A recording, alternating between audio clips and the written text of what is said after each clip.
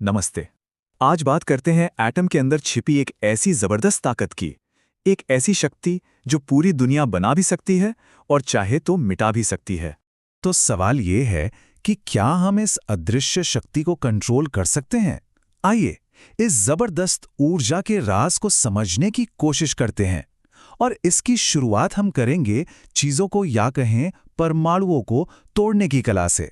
तो सबसे पहले बात करते हैं न्यूक्लियर फिशन की, यानी परमाणु का तांडव।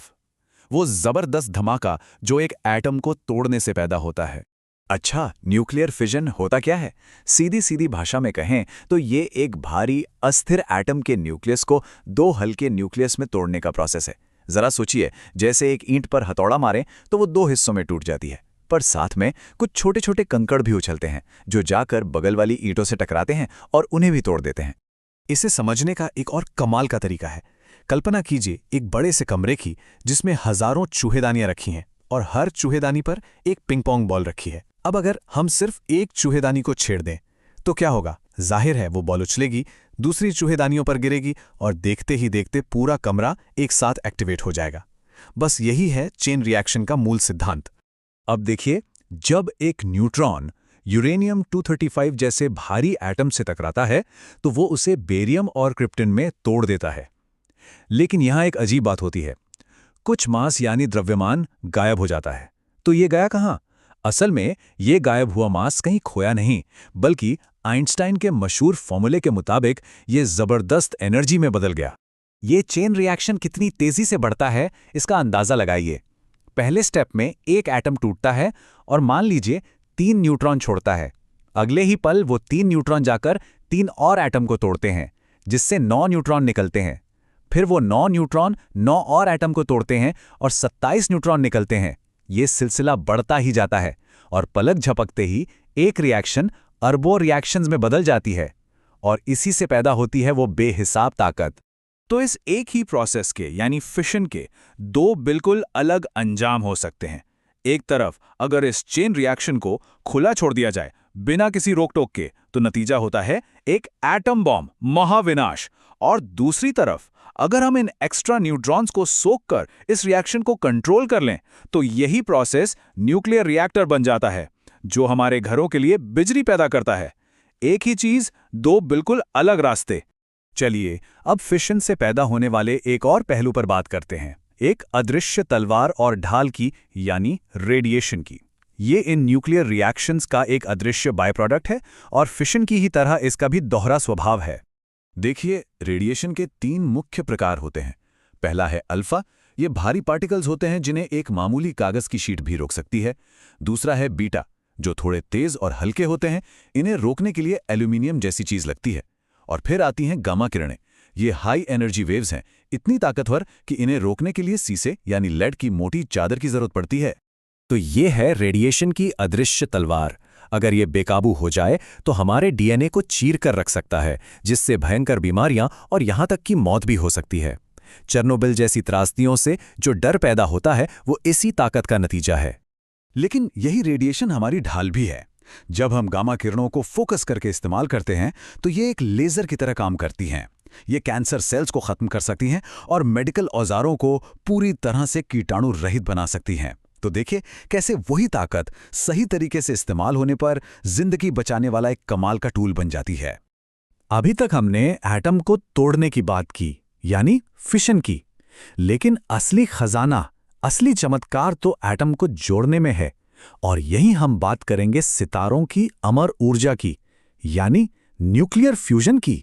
तो फिशन और फ्यूजन में फर्क क्या है?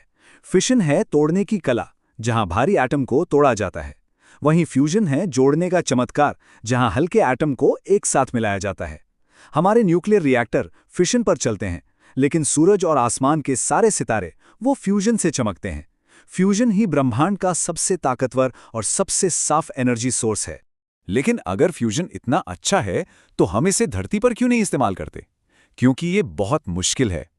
फ्यूजन करने के लिए हमें 2 एटॉमिक न्यूक्लियस के बीच के जबरदस्त रिपल्सिव फोर्स, यानी एक दूसरे को धकेलने की ताकत को पार करना होता है।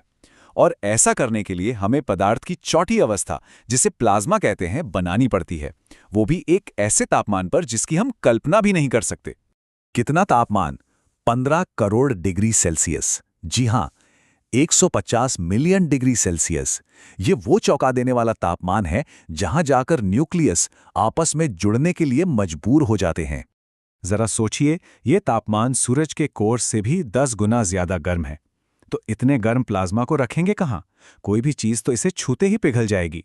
यहीं पर वैज्ञानिक टोकामाक नाम की मशीनों का इस्तेमाल करते हैं। ये मशीनें जबरदस्त मैग्नेटिक फील्ड बनाती हैं जो इस सुपर हॉट प्लाज्मा को हवा में ही लटकाए रखती हैं ताकि वो किसी भी चीज को छुए बिना फ्यूजन कर सके। और अगर हम इसमें कामयाब हो गए तो फ्यूजन एनर्जी का वादा क्या है?